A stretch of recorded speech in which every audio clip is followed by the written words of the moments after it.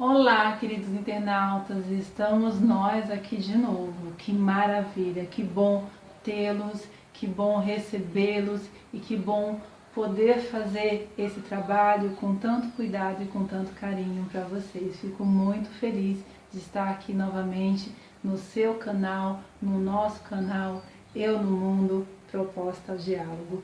E hoje vamos falar sobre um tema muito bacana que tem a ver com os vídeos anteriores e tem sobretudo a ver com a vida de vocês do cotidiano. E para encontrar um sentido, lembra que falamos o tempo todo que refletir dá trabalho, mas que refletir não é confronto, é conflito, e conflito faz-se necessário pensar. Então vamos lá continuar com o pensamento, tá? E para continuar, eu trouxe alguns recursos visuais para vocês. Vamos lá então? Tchan tchan! Lembram a roda dos comportamentos que eu apresentei no vídeo passado sobre a teoria da personalidade? Então, um comportamento presente em qualquer grupo social. Vamos falar sobre o processo de comunicação, sobre as falhas de comunicação e como isso se dá. Então vocês estão vendo aí 11 comportamentos que, independente do período histórico, onde que está inserido, se são homens, se são mulheres, em que classe social pertence, vai mostrar aí comportamentos presentes. Então, começando aí, tem o número 1, vou falar uma pequena pincelada e depois nós vamos esmiuçar, tá ok? Representado pela figura da armadura. Traduzindo isso para o comportamento, o que significa? São verdades absolutas e pensamentos consolidados sobre determinadas situações. Então, aqui tem uma imagem, dá para perceber, uma mulher não escutando nada. Trazendo isso para o exercício da vida diária, como que é as suas verdades absolutas, as suas crenças limitantes? Elas servem para vocês se posicionarem e para dar uma ideia de pertencimento no espaço, ou elas servem para te tirarem da realidade e você ter mecanismos de defesa, que faz você ter uma postura egocêntrica? Todos nós acreditamos em algumas verdades, mas é importante ter escuta para as outras verdades somarem a sua bagagem. Senão a receita daquele bolo fica complicada, vocês não acham? A segunda figura, que é: não estou com a armadura, porém você fala, mas se eu puder, eu te ataco. Então estou te escutando aqui. Tragam isso para os relacionamentos, no geral, não precisa ser só o relacionamento conjugal, mas tragam para isso, na hora que você vai dialogar com o outro, essa conversação com o outro, de que forma você escuta? Você escuta com a armadura, você tira a armadura ou você ataca? Estamos só começando, ainda temos mais 9 comportamentos. Por isso que é complicado entender aí os comportamentos humanos. Terceiro comportamento da nossa roda, o isolado. Eu tenho um grupo, esse grupo tem uma determinada característica, eu me isolo desse grupo porque algo me incomoda ou o grupo me isola. No exercício do dia a dia, dentro da sua família, dentro do seu trabalho, qual é a sua postura? Para isso você vai ter que ver a sua armadura, você vai ter que ver sua verdade absoluta, você vai ter que ver suas crenças e você vai ter que ver, sobretudo, como foi construída a sua personalidade. Quarto comportamento dos 11. Estão entendendo aí em casa como não é fácil? O quarto comportamento, olha aqui, o que vocês acham que é? Tá com a melancia na cabeça, aqui junto na passarela, cheia de luzes. Então é o famoso chamar a atenção. Aqui está representado pela melancia, na roda do comportamento está representado pelo cigarro na cabeça, que é o inadequado, mas é o chamar a atenção. Sempre tem pessoas que no ambiente onde você está, ela quer ser notada. Ela pode ser notada porque ela tem um ego coerente, ela se posiciona, e ela pode ser notada porque ela chama atenção. Mas o outro, você pode julgar, você pode falar. Nós vivemos na sociedade de julgamentos, né? Falamos um pouquinho no vídeo anterior sobre a punição, mas a questão não é como o outro funciona, é qual o seu comportamento no espaço. Você está chamando atenção para quê? Quinto comportamento é um comportamento de ironia. Então você está lá no seu trabalho, está lá em casa, o outro não chama atenção, nem está com armadura, nem está isolado, mas ele adota uma postura irônica sobre como ele se relaciona com você. Porque dentro do processo de comunicação, 93% corresponde ao gestual. Tirando esse gestual, que é tudo que o seu corpo fala, sobra 7% que corresponde à fala. E dentro dessa fala, 4% é a tonalidade da sua voz. Então, 3% sobra somente para a fala. Então, de tudo que vocês escutam nesses vídeos e que vocês aceitaram essa proposta desse canal há um mês atrás, o que vocês estão olhando, tanto comigo como com o Jefferson? Se o nosso posicionamento corporal e a nossa tonalidade da voz condiz com a nossa fala. Então, voltando aqui, esse comportamento de ironia, né? Vocês adotam isso? Quando uma pessoa adota isso com vocês, como que vocês se posicionam? Então é um elemento para refletir. Esse aqui, na roda dos comportamentos, representa o pensador. O que é o pensador?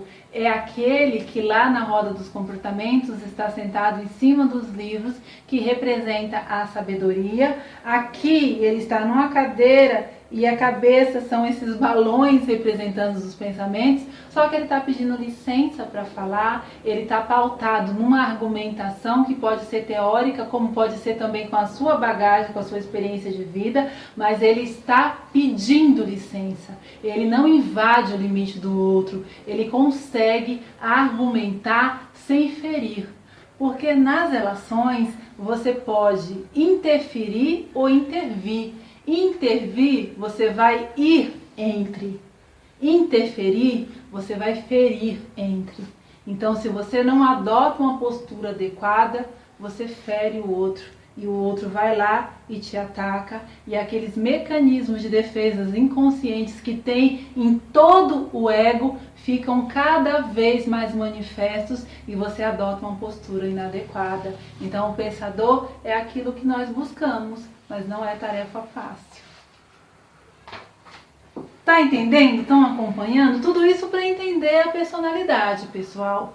Não achem que é um bicho de 7 cabeças. Isso vocês vivenciam todos os dias. Esse aqui é aquele que está do lado do pensador, naquela figura inicial. Ele está lá suando, está preocupado, está ansioso, indeciso, inseguro, porque ele sabe que precisa se posicionar, mas ele não achou o lugar dele no mundo. Aqui é o emotion, né? Ele está mostrando que ele está confuso. Onde que eu estou? Quem eu sou? Para onde vou? De que forma sou? O que isso representa? Então não é tarefa fácil você assumir um lugar no mundo sem olhar tudo isso que nós apresentamos como elementos para vocês, né? Aí vai aí para o 8º comportamento. Esse aqui está complicado, gente, porque a pessoa não consegue falar. Já pensou? Ou vocês conhecem alguém, ou vocês estão assim, ou vocês já foram assim. Então é diferente do que está inseguro, do que está irônico, do que está com a armadura. Esse aqui não consegue falar. Num processo de reflexão, resta saber se foi ele que colocou essa mordaça na boca e ele não consegue, ou se foi a situação. Nas duas situações, nos dois segmentos, você precisa refletir, porque senão não descobre o lugar no mundo e não estabelece as noções de pertencimento. 9º comportamento. Esse aqui, será que vocês conseguem interpretar em casa o que significa? Olha aqui, uma imagem bem significativa, né?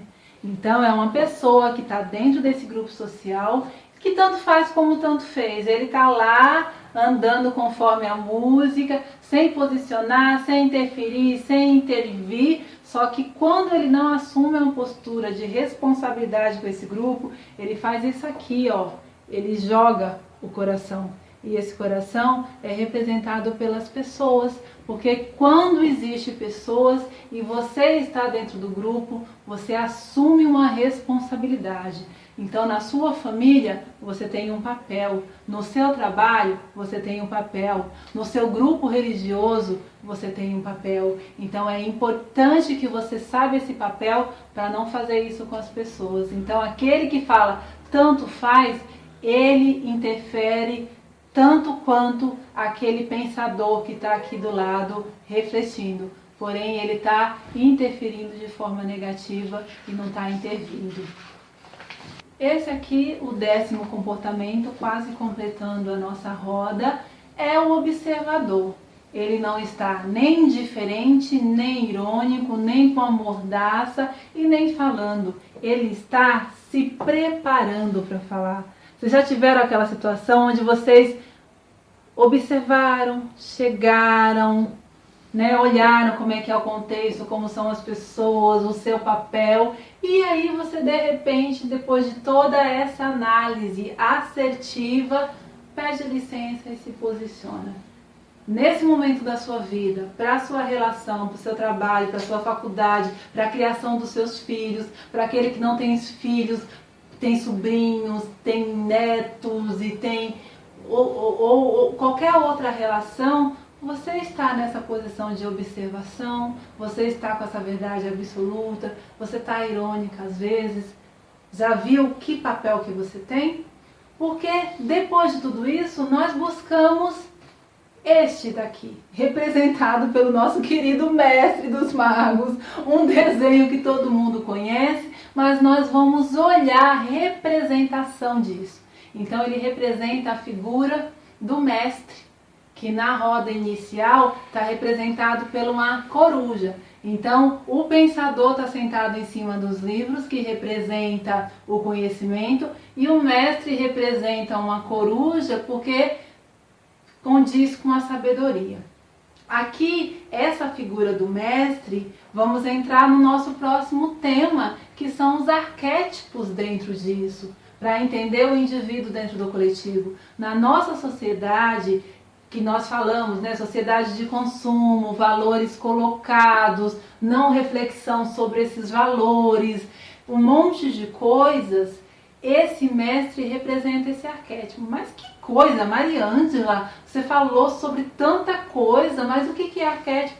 Vocês vivenciam todos os dias. Arquétipos são representações vividas ao longo do tempo que fica na nossa psique. Então existe o arquétipo do mestre, que representa essa sabedoria, então representa o adequado. Tem o da mãe, do pai, do herói, do vilão, da mocinha, mas isso aí não é para agora, é futuramente quando formos falar de relações e continuar essa questão do comportamento. Hoje, voltando lá para a nossa folhinha inicial, só queremos mostrar para vocês que essa roda aqui do comportamento é algo que vocês utilizam no dia a dia. Então nós colocamos aquele outro recurso visual só para você entender aí de casa como funciona, mas isso aqui faz parte de vocês.